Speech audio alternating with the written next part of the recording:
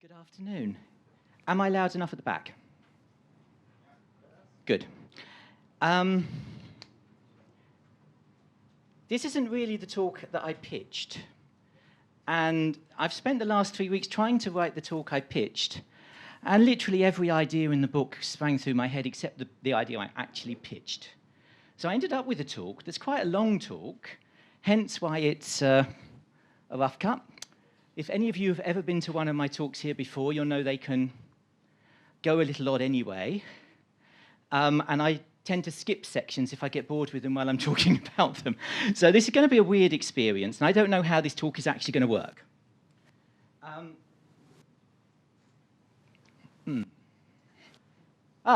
That's not supposed to be there. That's not the latest version. Hold on a second.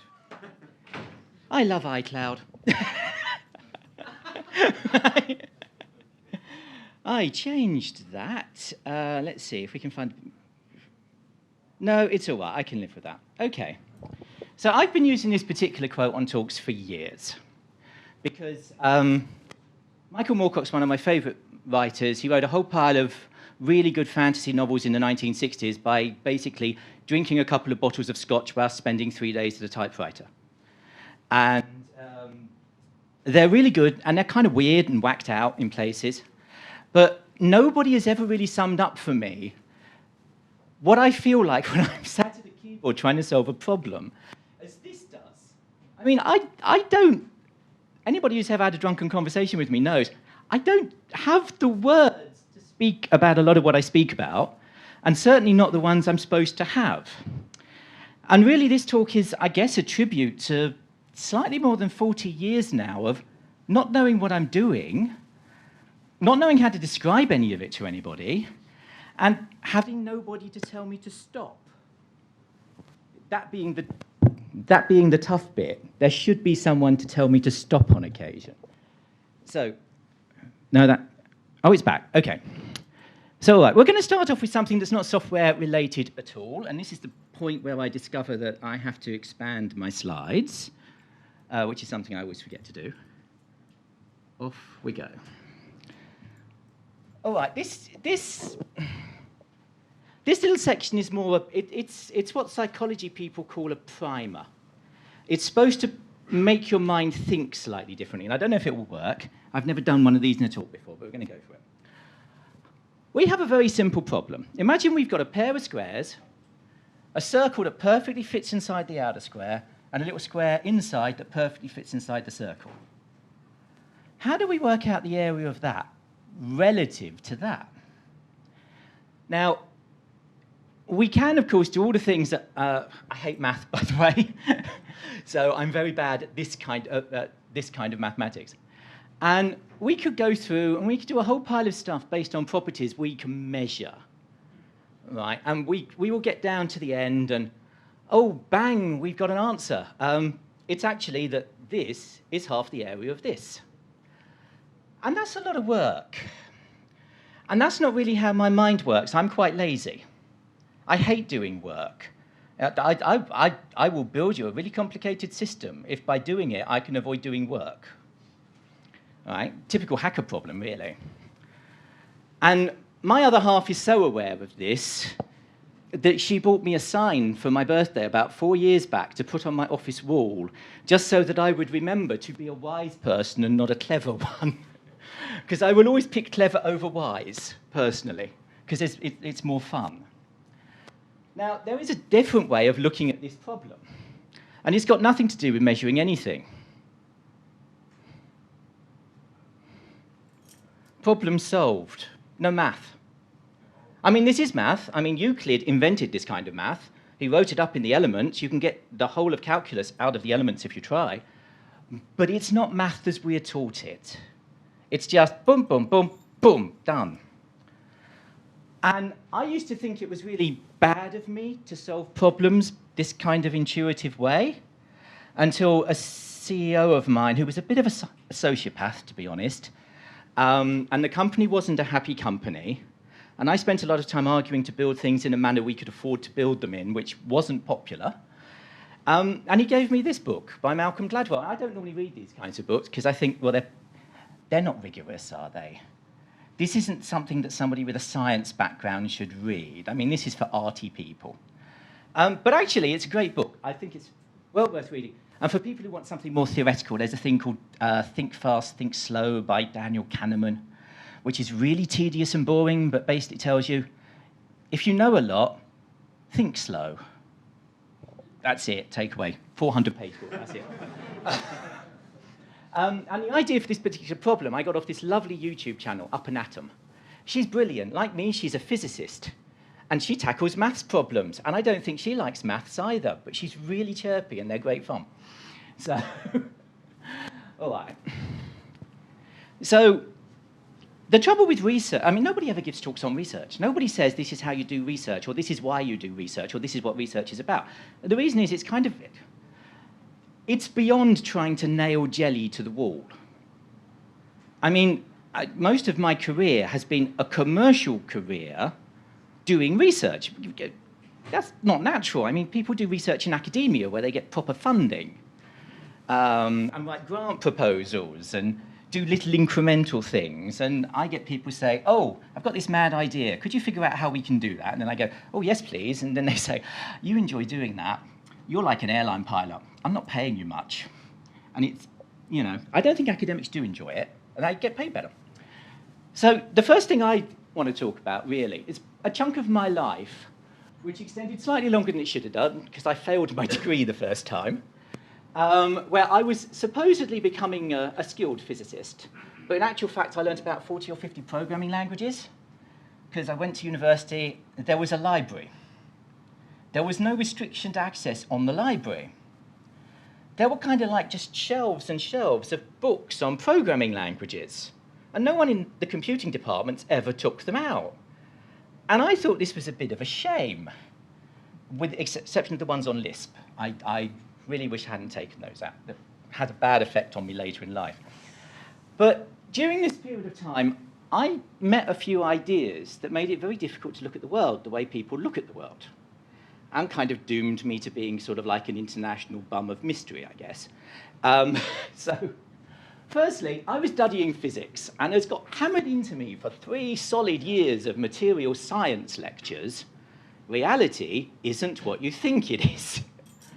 Thanks to this lovely chap, Werner Heisenberg, and this lovely chap, Erwin Schrödinger, it is possible for me to bore anybody at a dinner party for extended periods of time and have them walk away going, that just can't be true.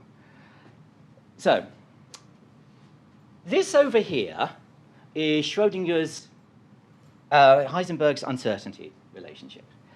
And it basically just says, if something's really small and it's only moving a very small distance, good luck guessing which of the two you can measure. You can either know where it is, or you can know how fast it's moving from there to somewhere else. You can't know both. And this one is much better, because this says, if there's sort of like some period of really small period of time you're measuring, and you want to know how much energy is involved in something, right? Everything that's matter is made out of energy. So this is kind of a phenomenally weird thought. But the better you know the time you're measuring it at, the less you can say about how much energy. So this lovely glass, we all know a glass, it kind of sits there, it's a glass. If that glass was really, really small, I couldn't tell you when in time it existed. If I know exact moment that glass exists, I can't tell you how big it is. Now, this is a very weird thing to have thrust in your head when you're 18. And it sort of sets a strange way to look at the world. And this whole section is about strange ways to look at the world. Now, normally people don't make Einstein small in the image, but the great thing is, this is John Bell, and he came up with a thing called Bell's inequality. Einstein understood all of this stuff, and a whole pile of other stuff that comes off of it.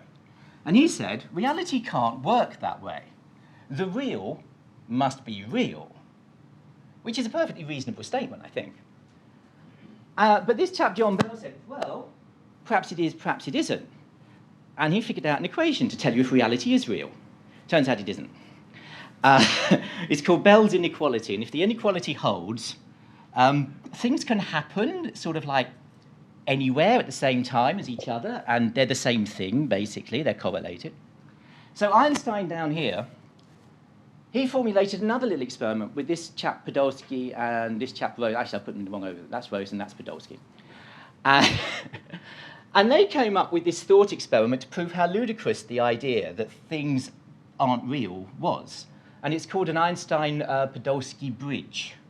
It gave us an awful sci-fi movie and an entire branch of conspiracy theories based on people who have traveled back from the future in Einstein-Podolsky bridges. And it says, if I've got a black hole and another black hole, I can step instantly between them. It's called a wormhole. Everybody knows wormholes. Everybody's played a computer game that relies, a space game that relies on them for travel. And they said, that's nonsense. And he said, well, we can calculate if it's nonsense. And then somebody about 5 years back actually could finally do the experiment and went, no, it's not nonsense. Einstein here is only playing passenger as well. This isn't about Einstein, this bit. Now, sometime in the 1920s and 1930s, there was a massive crisis in mathematics. It started in the 1890s with a chap called Poincare and Hilbert. And they were like, maths need to be made reasonable. There's no one set of rules that explains why maths works. And this whole thing happened because a chap called Cantor tried to prove that set theory is a reasonable explanation of sets. And his proof actively disproved it. So, which for people who are into languages like Haskell, category theory exists precisely because of the problem in set theory, and it also fails. So this pair of, I was going to put pictures up for them, but quite frankly, they're both quite glum old gentlemen in all pictures I can find. But Alfred Whitehead and Bertrand Russell said, we can formalize maths. We can find all the axioms that explain why 1 and 1 is 2, and then we can write other volumes afterwards that explain everything else in maths. And then maths will be solid, and it will be sound, it will be rational, and you'll all shut up and go away. Except 450-odd pages later, they kind of might have proved that 1 and 1 equals 2, but it's still not very clear. And then this nice chap, Kurt Gödel, came along in the early 1930s, and he said, well, I've got a great idea. I think I can put your theory of formal mathematics to the test. And he invented something, I'm going to foreshadow now, because he invented something about 5 years before it was formally invented. He invented a Turing machine before Turing had the idea of a Turing machine. He called them Gödel numbers. Now, what he said was, your system is lovely, but what if one of those numbers in there is actually a little machine that computes the number rather than being the number itself? And then he ended up giving us the two incompleteness theorems, which prove that math can never have a formal basis. So if we come over here, this is great. So any formal system able to do elementary arithmetic, i.e. can add and subtract, because you can do multiply and divide off of those, is either inconsistent or incomplete. Either it's going to give you results that you wouldn't have expected based on the things you start with, or you'll never get a result because it can't do it, right? And that's just addition and subtraction, okay? Which is the bread and butter of literally everything we do in machines, is addition and subtraction. There's nothing else to it, right? Any formal system able to express its own consistency can prove its own consistency, right? This is great, if and only if it is inconsistent. It can only prove it's not consistent. If it does prove it's consistent, it's actually not consistent and it's failed. Now, the entire world has not really coped well with Gödel's work. And if we skip back here, the reason why I've actually got this here is because, for a laugh, in the early 1950s, he was asked to, he worked in the office next door to Einstein for 20 years at Princeton, and they used to go for 2- and 3-hour lunch walks every day. They never did any work together. No one knows what they talked about. They just used to wander off. So two people who completely changed our understanding of the world. Nobody knows what they used to talk to each other about. That is so researcher, right? He was asked to give Einstein a birthday present. They were going to do a collection of papers from all the people in the Princeton Advanced Research Institute staff. Everybody would do a paper related to general relativity or something else for Einstein's. So 6 pages later, he'd proved that time travel is entirely consistent with general relativity, the understanding of things at a large scale, and actually demonstrated how you do it with equations that said, well, you just follow the line of least energy resistance and the universe will move forwards or back around you as it feels like. So he's kind of like this totally nutty chap, but completely broke maths. And of course, I couldn't miss out an XKCD because this is so true. The same basic idea underlies Gödel's incompleteness theorem and all bad data science. So everybody you know who thinks they're solving a problem with a very large data set and a very clever algorithm, they're not. They just think they are. Right. Now, Gödel invented this idea, but only using numbers in his head. He didn't invent the idea of a machine for doing this, and Turing invented this entirely differently. So Turing and Church, they share the same period of time at, I think, Cambridge or Oxford. I can never remember which of the two. But Church was Turing's degree supervisor. And what they were both interested in was actually tying down computation as something that you could do in maths.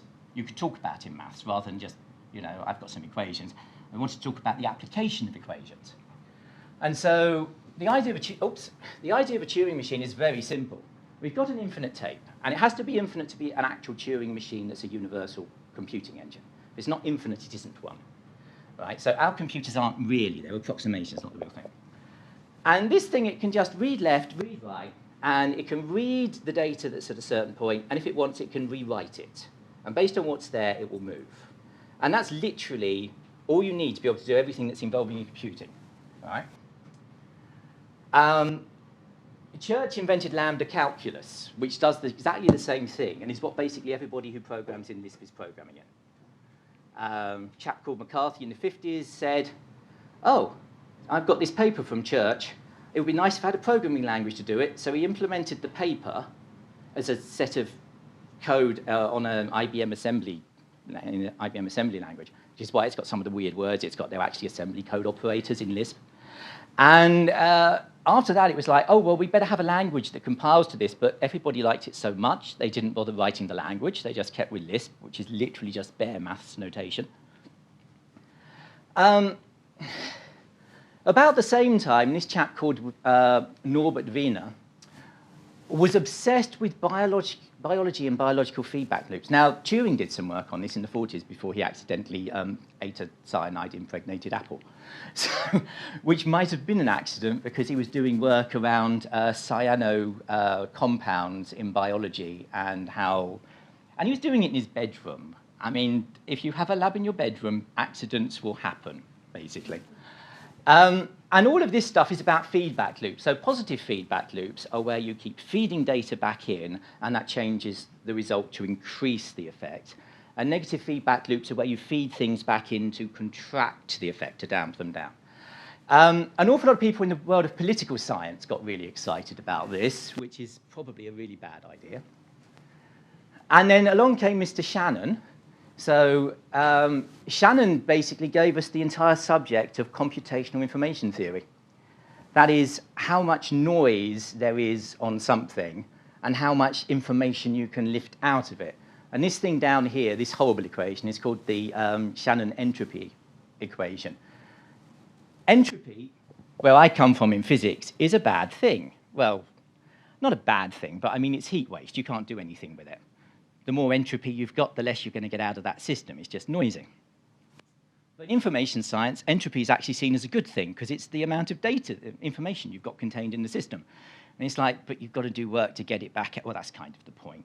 It's something you have to do work on to get stuff back out of. Right? And he's mostly relevant to the modern world because of his work being all about cryptography and telecommunications.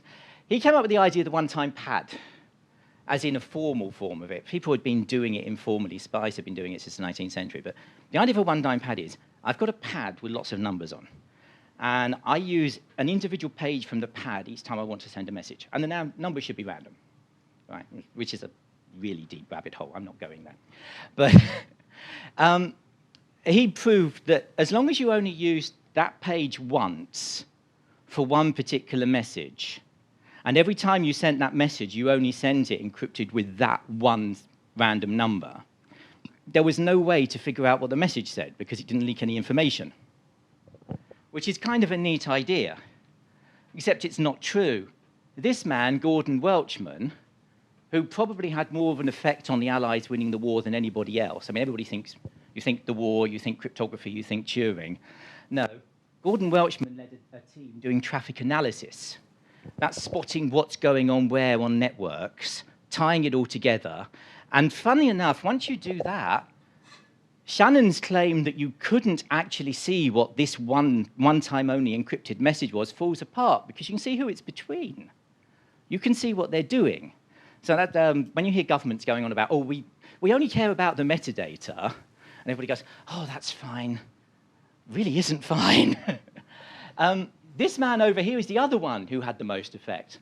This is Tommy Flowers, and he was a telecommunications switch designer for the post office in the UK. And he devised this machine down here called Colossus. This is the world's first fully electronic computer. And in some ways, it's actually more sophisticated than anything any of us work on, because its entire data type is based on a kind of streaming array called a systolic array. That, it's kind of like a GPU's view of how to do stuff on steroids. Not only did he end up having to pay to actually build this, because the UK government has always been stingy, but on top of that, he wasn't allowed to actually speak about it after the war, because it was kept as a top secret right the way to the 1970s. And a number of these sat at GCHQ in the UK until 1960, because they were so far ahead of what all of the encryption technology everybody was using were. Which is like, they've got like 4K of memory. I mean, it's ludicrous. It really is. And this was mostly used for the Lawrence stream cipher, which is a much more complicated thing than Enigma, which everybody knows. So, and this is my last roundup of things that you probably ought to have in your head before you ever go near a computer. This man is personally responsible for every single awful website you will ever meet. This is Vannevar Bush. He wrote a science fiction story. Right, before you think, oh, he wrote a science fiction story, barking mad pulp writer. No, this is the man who actually planned out how the entirety of the security apparatus of the American research state worked during the war. He was responsible for the entire compartmentalization of the Manhattan Project and everything else, right? But he wrote this little science fiction story, and he had this idea of a machine that could take care of all the microfiche that could ever exist, and could just, you do a few manipulations, and electromechanical bits would mean you were viewing the page you wanted. And he inspired this man, Ted Nelson, who is a bit of a nutter, but he came up with something called Project Xanadu, which was actually an attempt to turn this man's idea called the Memex into a digital system. And this man down here, Tim Berners-Lee, he was so inspired by Ted Nelson that in 1980, he said to his bosses at CERN, the problem is we don't have a Memex. Could we talk to that chap in the States and get him to actually build us a Xanadu? And they said no. And he went away, and 10 years later, well, 8 years later when he came back, he said, well, I'm fed up waiting, I'll build one. That's the web. That's a quick rundown of things that screw your head. Now, these two people are just people you ought to know as computer programmers. Edgar Dijkstra, I can never say it because it's Dutch, Dijkstra is responsible for one of the best pathfinding algorithms that exists. It's actually got his name on it. Dijkstra's algorithm is so, nobody's really got much that's better than that. And Donald Knuth, of course, is currently on volume 4B of 7 volumes of The Art of Computer Programming. He assures us that when he finishes volume 7, there will be nothing else that needs to be written about algorithms. However, when he wrote volume 1, he was about 50 years younger than he is now. So I sort of have my doubts he's going to get there. And I don't really know if anybody's going to try and pick it up. The thing that Knuth really got the world to pay attention to is big O notation. That's how you calculate if an algorithm is fast or if an algorithm is hungry.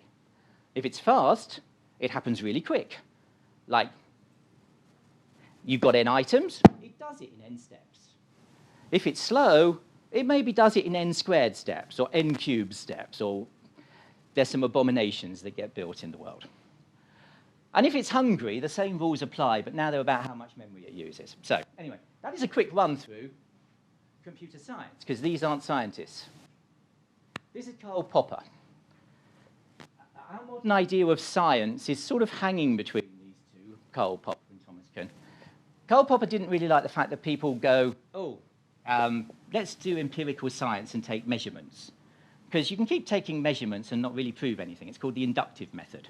It seems to work now. I've got another set of values. It still seems to work. It must be true. And he said, surely it's better to just find a case that doesn't work. And so that's called falsifiability. Yeah, I'm really screwed on time.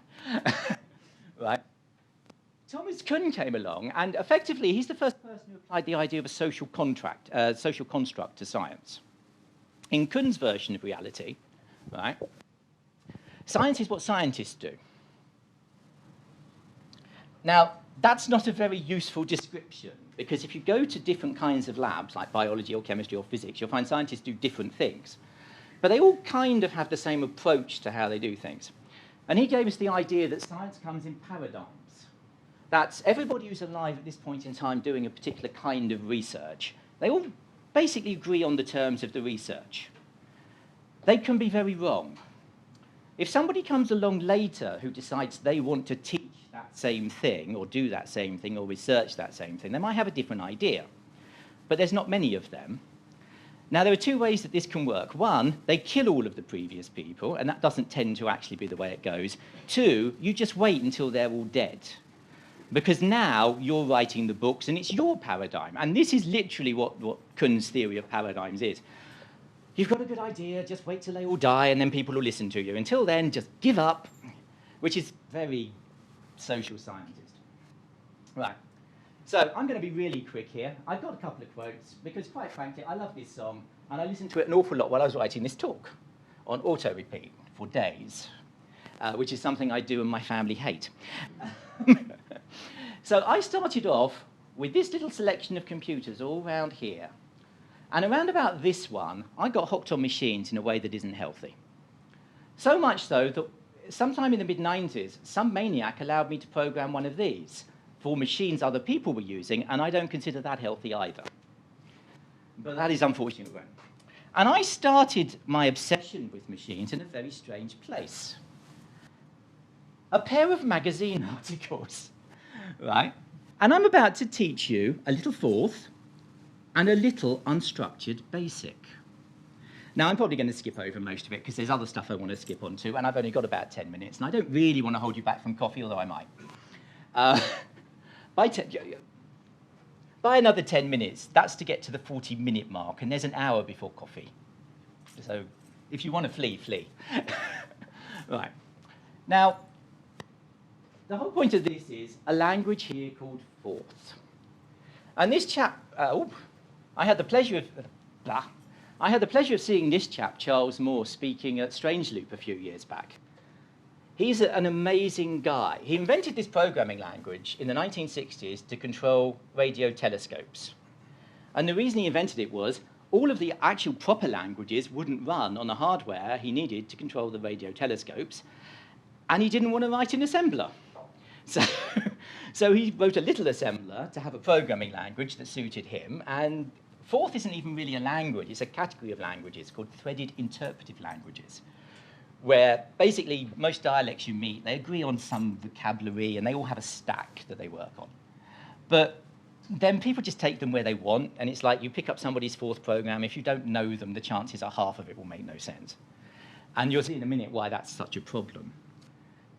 This chap over here, Leo Brody, wrote a nice little book on it, and I have a copy of this book, Thinking Forth, that's in a leather hardback that I accidentally stole from Kingston University Library in 1988, and I've never really been able to bring myself to take it back because of the embarrassment. It's literally the only thing in my life I've ever stolen, and it was an accident. I just went home for the summer holidays. All right. This down here is the only home micro that ever existed that ran Forth, Jupiter Ace. There's about 1,500 of them. They go for like 1,000 quid on eBay. And they're really bad. This page here is everything anybody needs to learn Forth. It may look a little odd, so we're skipping through a few. Oh, and by the way, this is kind of half stolen from this website. So it's a stack-based language. You put numbers on a stack, and you print the stack, and you've got a stack of numbers. Kind of radical. And you can do operations on the stack, and it will consume some of the numbers and put a result in, and you can print it out. And there's some basic math. It is purely integer-based in its normal form. If you want floating point, you have to write floating point using the same stack that the integers are on. You don't get separate floating point stack. Somebody might have a good reason to mix floating point and integer representation in the one stack. The thing that drove me into most of the insanity I've presented here over the years about Go, right, was trying to build a stack that could contain integers and floating point numbers at the same time and was efficient. It's a devilish problem. So I'm going to skip past that. This stuff's all boring. I mean, it's a stack. You have to manipulate things by rotating them and stuff like that. You've got a stack. You haven't got stack frames. You have a stack. You have no function calls. You have a stack, right? You actually have two. You have one for keeping track of stuff called a return stack, just to add to the fun. Right. Now, it's very easy to write little programs because little programs are just words that are defined and shoved in a dictionary. This is a word called square. All of this between the brackets is a comment that by convention tells me there's a number and then there's a number afterwards. That's it. I'm duplicating something and multiplying, so I'm squaring something. It's so insanely simple, it's actually quite difficult to get your head around. Right? It's like no computer scientist would design a language like this. This is not what, but this is what people who control telescopes and embedded controllers do. They go, well, that makes sense. I've got a stack. I'll stick things on it. All right, so I'm going to skip past that. We can do a few clever things. I'm not really interested in talking about forth itself. I'm going to skip past all the examples of forth, which will be available, obviously, in the slides on SlideShare later, if you want to play. gforth is a very good forth interpreter that will work with this dialect. Now, what sucked me in, though, wasn't forth. What sucked me in was a person had implemented a forth interpreter, and it's a really bad one, I hasten to add, in BASIC, as a typing example in a magazine. Right? Just think about that. I mean, we're in the 1980s. We're using a BASIC that doesn't have functions. We're using a BASIC that's all goto and gosub, where you can pack multiple statements on a line, and the limitation is you've got 255 characters for the line, right? And it does some strange things to the program that you end up with. So, firstly, I'm using this under fair use. For commentary and critique, I doubt that Stephen Devine gives a damn about what happens with this program now, because this is like almost 40 years ago. And computing with the Amstrad has not existed for an awful long time. And probably nobody else on the planet's even looked at this bit of code since it was published. So, as you can see, it is ugly. I mean, this is ugly. Can you imagine using this? And on top of that, you're using a line editor for writing it that doesn't even have cursor controls. If you want to replace a line, you have to retype it from scratch, right? And the screen on my Amstrad was 640 by 200 pixels. So 8 by 8 for the characters, that's 80 by 25. And just to show how awful that is, hopefully, I'm probably going to lose a battery. Right, let's see. This is, right, so here I have, unfortunately, I have to stand a bit back because I'm wearing contact lenses that focus a little too far away so I can see the audience. Right, so I've got this little program, and I also have to remember exactly where it's put the quote character because it doesn't use my keyboard map. Oh, yes, where plus, no. This might not work.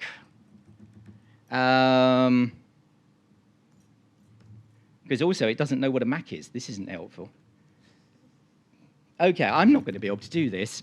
Bum. That's my polite word. Normally I say something much ruder, but I like it in Italy, so I don't get as grumpy. Right, the whole point is, this is dire to see at the kind of resolution I was typing it in at. Dire to try and debug when you want to tamper with it. It is the worst possible way to learn about programming, which makes it a really good way to learn about programming. Right? The program itself is incredibly simple. Some initialization, an outer interpreter for doing tokenizing and parsing, and there's not a lot of parsing in forth. I'm just looking for tokens. Right? A little compiler that will put things in my dictionary, a little inner interpreter that will execute stuff, which in a real forth would all just be called straight to assembly language routines. right? And they wouldn't be function calls in an optimized one. They're literally just leap to that word, and patch in the next address for the next word at the end of that word when you execute it, which is why they're called threaded languages, because they thread everything together. They're really sick, they really are. Right? There's a few primitives, because obviously you've got some things that in the real world would be implemented in assembler that nobody would ever redefine, like plus or things like that. And then there's some extension words, which I'm not going to talk about because they're bollocks. They could have just put them in the normal dictionary. I think that's kind of nuts. And then some data that gets loaded. So it's a basic, so it thinks it's the operating system, which is kind of weird. I had difficulty with the concept of an operating system when I got to university because, well, I've got a shell and it's separate from the program I'm running. What's that about? You know, because I'd spent 7 years playing with BASIC. It's like, you know. Down here, we got some data that we'll read in, and this isn't really a very exciting program. The one funky thing it does is it says, use one less byte of memory than the maximum amount of memory in the machine. And I don't know why. I've never figured that out. It just does it. If you make it -10, it runs just as well. If you take it out, it seems to work. I have no idea what he was trying to be cautious of, but needless to say, you cannot exceed memory. You are not going to have any of those problems. It's kind of thing. So, and you've got all the kind of bollocks that you have with BASIC to start stuff up. Like I can dim arrays, or I can actually create arrays without telling them how big they are, and I have no idea how that works. And so I'm going to skip past it. This is kind of reading NAT stuff and sticking it in an array, and yeah, this is all quite boring. Now, how have you managed? Oh, God, yes. Because I'm still in this mode, aren't I? Boom. Right. Now, Lisp is an unusual language. It's got a concept of interpretation that applies all the time. But sometimes you're compiling. And so you've got some vocabulary that you can only use when you're compiling, like do, for example. Do loop can only be used when you're compiling. It can only be in a word definition. So you can't just type do something, something, bloom on, and have it happen. You've got to define a bloody word to do it, which is kind of weird. But there's not a lot to it. I mean, it's really just make sure there's some text. If there is some text, make sure it really is some text. If some of it looks like I might care about it, go and do something else instead, which is basically your star load commands and things like that, which obviously the person who wrote this stole them from BBC Basic. And then after that, you've got, I mean, this is the entire outer interpreter loop for a programming language. And if you were to write a fourth today, your outer interpreter loop would be no bigger than this. And there are still people who are using fourth in real-world systems. Because you can write stuff for embedded control where you can actually, this sounds nuts, and I never used to believe this. You can write code in fourth that runs faster than the equivalent assembler would. Because most assemblers make assumptions about how you use the stack. And most assembly language programmers have a habit of doing call return. And there's a whole pile of other stuff that goes on when you write an assembly language program. This does not do. It doesn't care. An assembly implementation of fourth can fit into a couple of hundred bytes. The only other language that can do that is Lisp, where you can get Lisp down to, I think the smallest I've ever seen is 396 bytes, which is insanely unreadable, by the way, as a source code. I mean, it really is. So it's kind of an amazing little language. I'm going to skip through this. I mean, basically, there's some stuff checking for kinds of things that we might be interested in. Is it a defined word? Is it a variable? Is it a number? I'll create some bytecode. And this is bytecode in our implementation, because it's an index into an array. Right? In a real fourth implementation, that's not bytecode. It's normally assembler, or it's the address of an assembly language routine to call, or step into, or do something with. Right? And then there's some code for doing the actual parsing bit, sticking stuff on the end of a string, basically. It's really dull. The compiler's even better. That's it. That's a fourth compiler. Are there 3 words? Yes. If there are 3 words, stick it in the dictionary. That's it. You've got a compiled word. Because all of the work for figuring out how... Oops. I've gone the wrong... No, I need to go back to, don't I? All the work for figuring out what the bytecode is, obviously, is here. The outer interpreter actually is compiling. It's just not doing what fourth chord's compiling, which is stick it in the dictionary. Don't forget about it. And you can redefine things. So if I define a word that references other words, it will reference a particular version. And if I redefine that word that's been referenced, this one doesn't go and look at the new version. It just uses the one it knew about. So it's kind of like, oh God, there's a...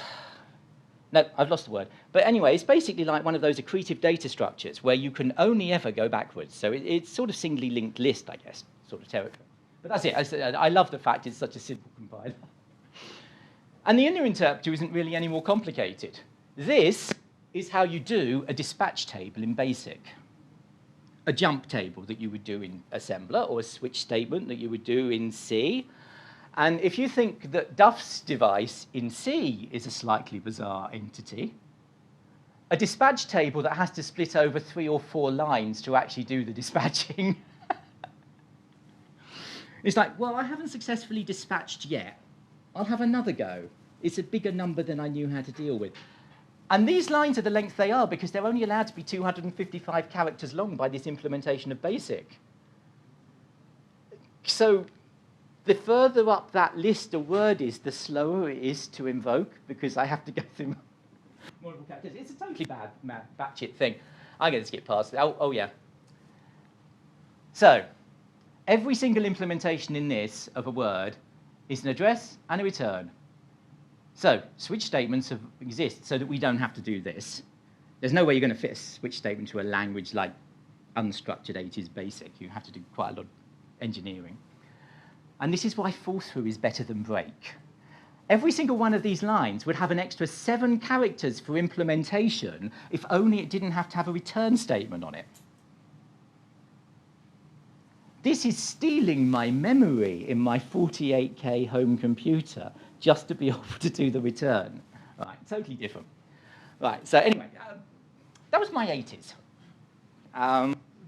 There was a soundtrack as well, but the soundtrack is actually slightly more incomprehensible than the talk, and very noisy at times. So I spent the 90s doing something that doesn't involve code. I mean, I wrote a lot of code, but I did something that doesn't involve code at all. So this is basically a joke. There's a great series of books by a sci-fi writer called Charles Stross, The Laundry Files. What if James Bond worked for a spy agency in the world of H.P. Lovecraft and Cthulhu? Right? And the hero's girlfriend has a rather nasty violin, you don't want to really know how it was made, that has a sticker on it that says, "This violin cures demons." And every now and then he writes a little scene just so he can have her playing music and then something goes. I'd love to see it done and turned into films at some point, but it never will. So the social construct that kills demos.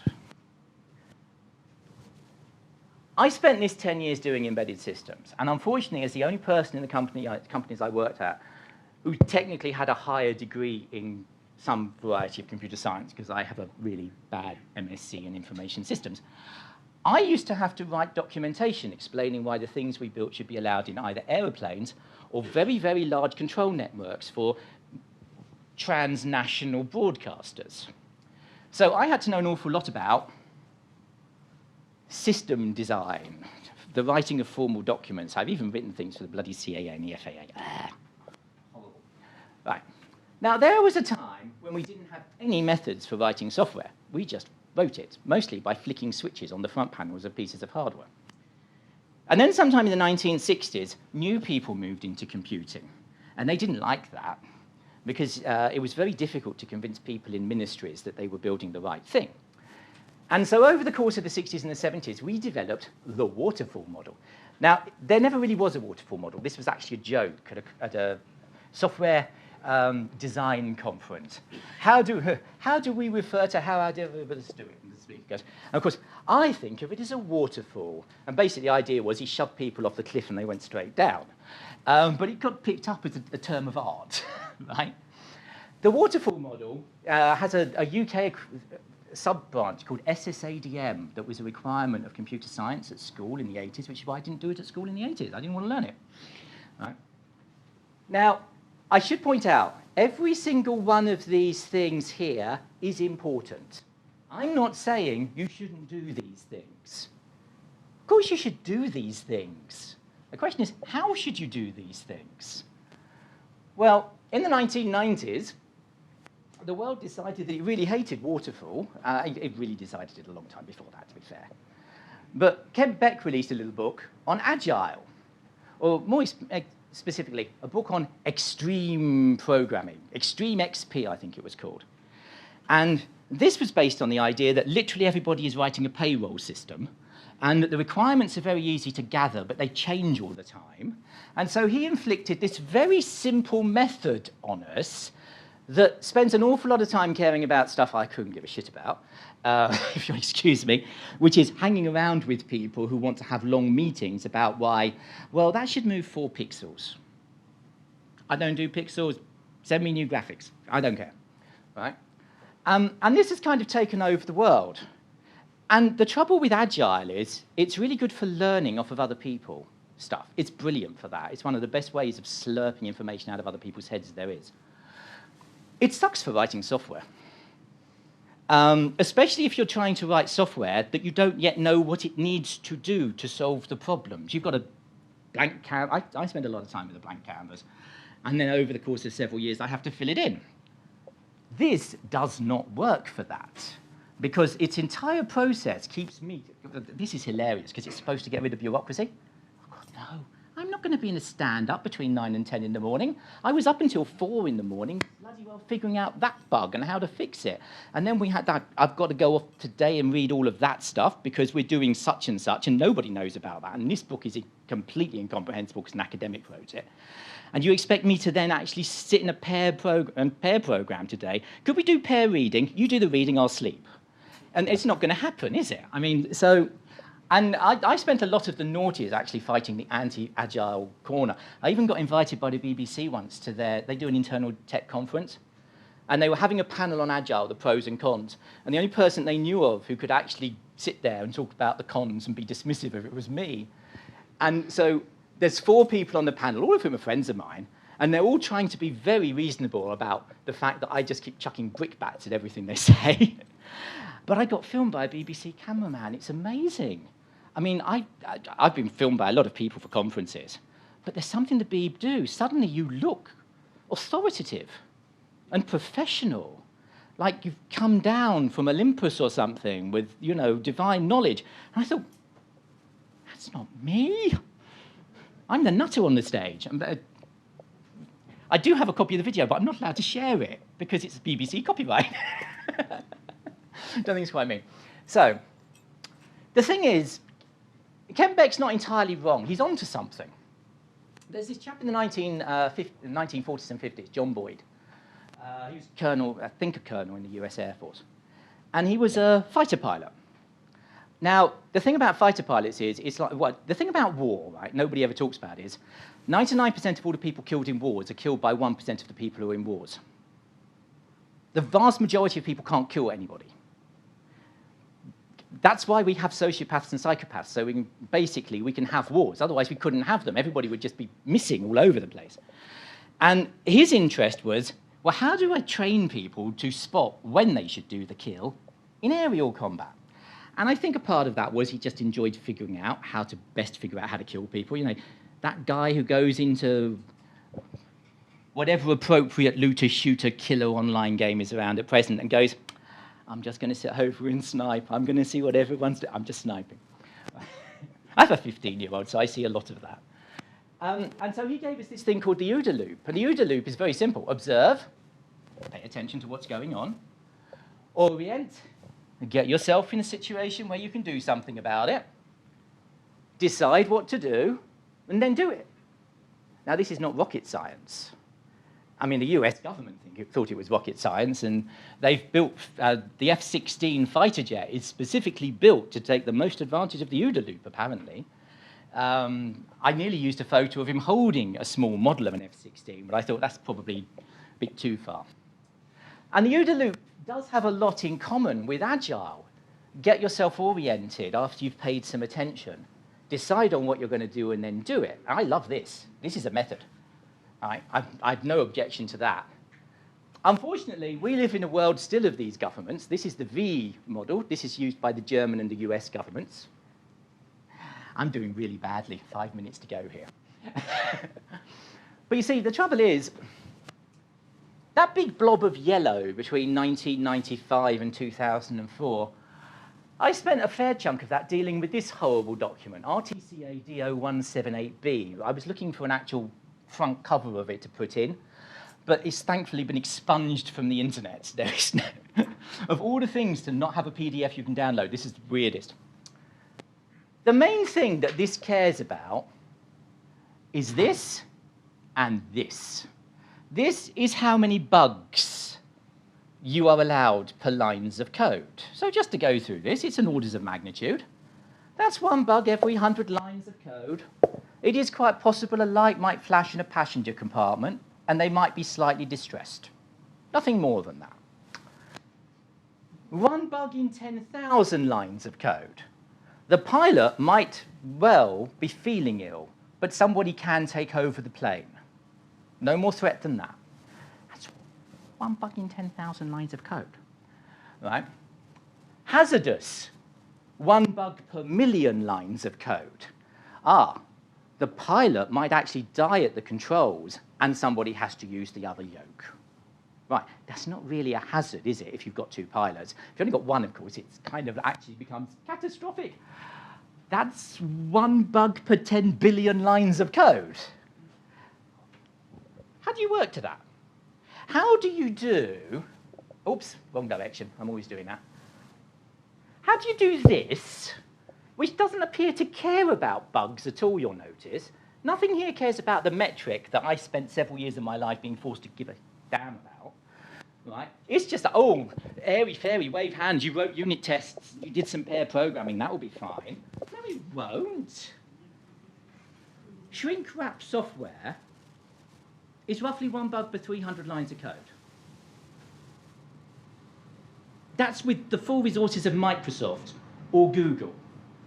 Right? Google and Facebook, etc., they have SREs. You're aspiring to 1 bug per 1,000 lines of code. The process for doing this, that's a totally different worldview. It's like, oh, what, you're making 10 bugs in this little bit of code? That seems a bit strange, doesn't it? Right. They're going to take the mic away in a sec. So this one, I'm actually going to lay claim to. I'm not responsible for it. This nice chap, Boehm, is responsible for it. But I actually wrote my MSc dissertation on this, the Boehm spiral, evolutionary prototyping. Now, I like all of the basic ideas that Agile does, but I hate how they put them together. It's like somebody's made a gin and tonic, and the way in which they've done this, if they've put the gin in one class, the tonic in another, they've balanced them on a slice of cucumber, and they've stuck them out on a ledge over a cliff, and they've said, well, you go to the bottom of the cliff, we'll tip it, and you can drink it.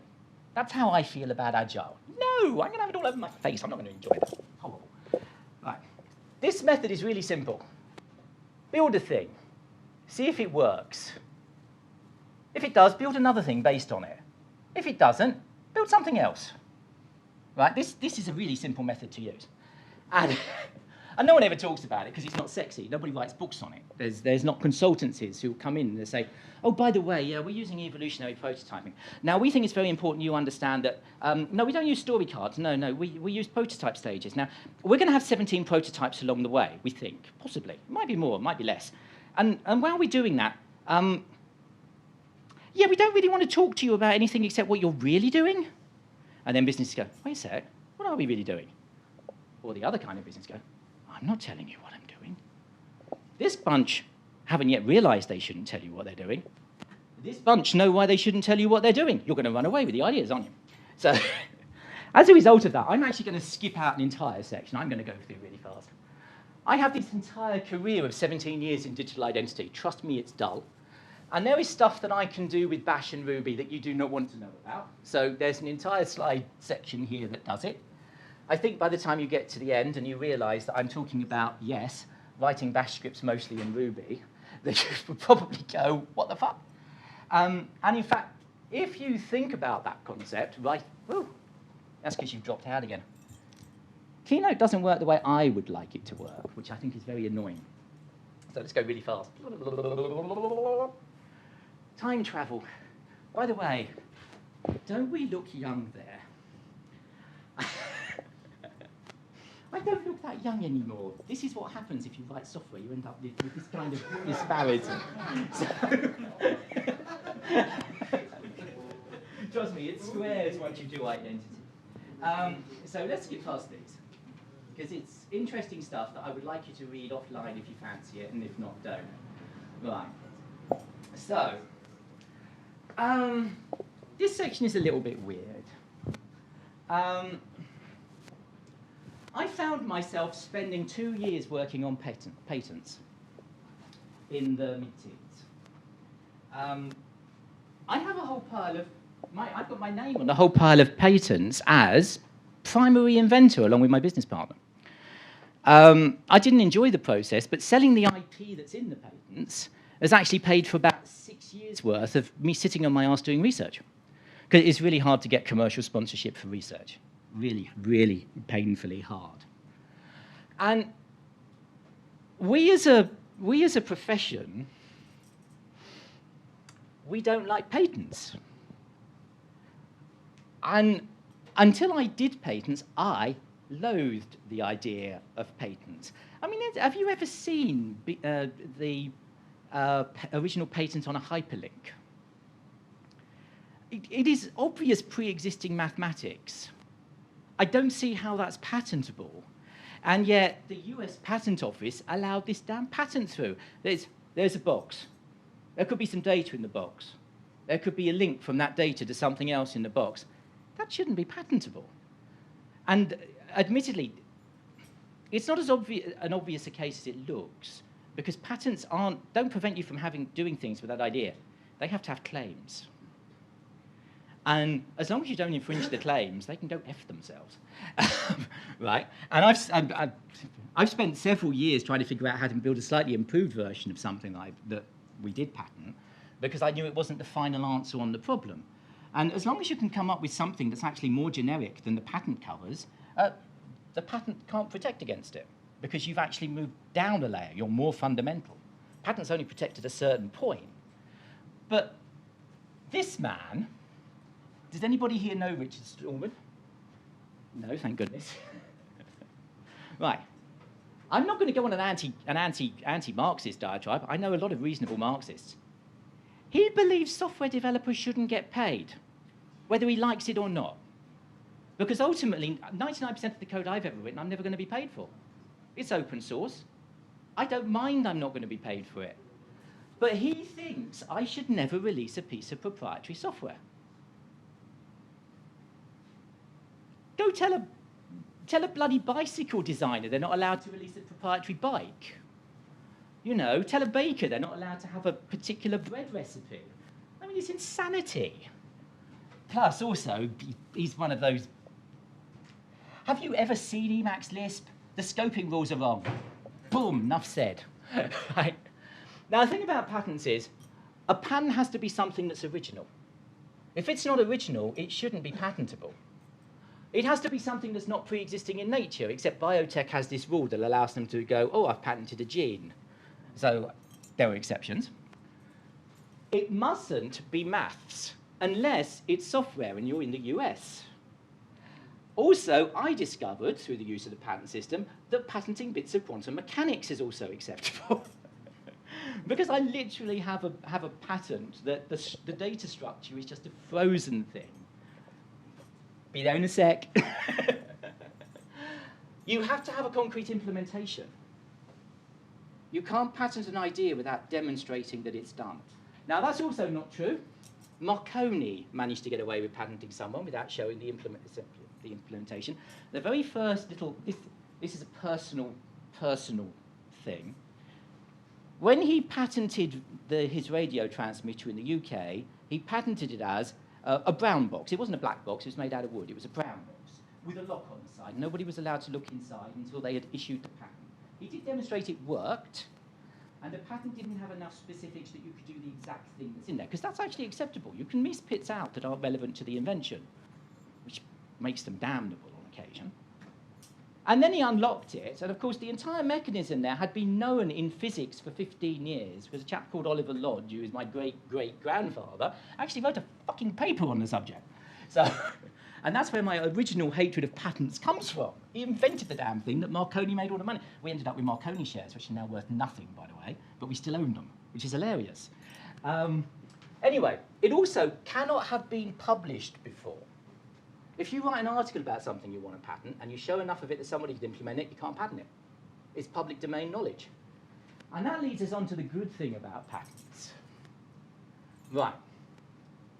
Yeah, it provides a fixed-term monopoly, and people think, oh, I'm going to get rich, I've got a patent, I've got 25 years to exploit everybody. It takes several years for the patent to be granted. Once it's been granted, it will take a long time before anybody ever gives a damn about actually using your thing, especially in software, I hasten to add. But the description of the invention is in the public domain. Literally, the whole point of a patent is anybody can read the design. They can license the design from you to just copy it, or they can go, wait a sec, that's not doing such and such. Now, if they add a bit on top, they still got to pay you a license fee. But if they spot a flaw in your work and they make something better, no, they can get their own patent, right?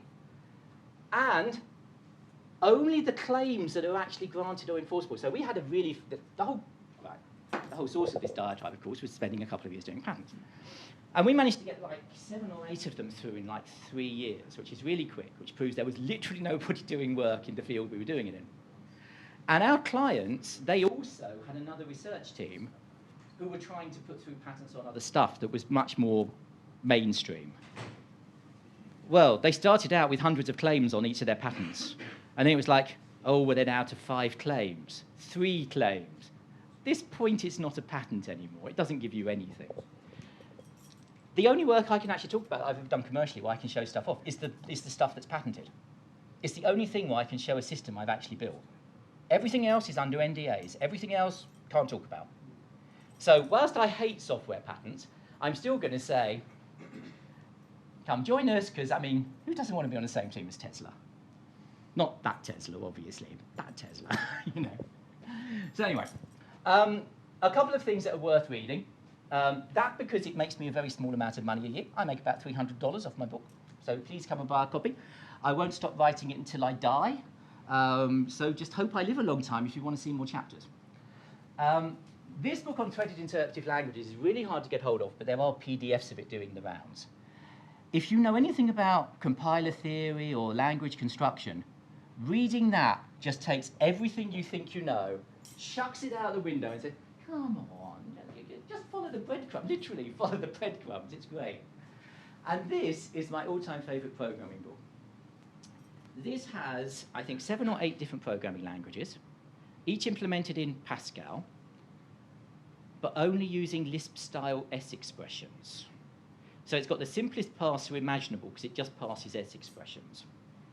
And it's got, none of them really particularly current anymore. I mean, obviously it's got a Lisp, and it's got a scheme, and it's got APL, and it's got a couple of other functional languages, and it's got a prologue, and it's got a chapter on how you compile from that simple machine to machine code, the simple thing to machine code, and it's got one on how you might do garbage collection if you felt like it.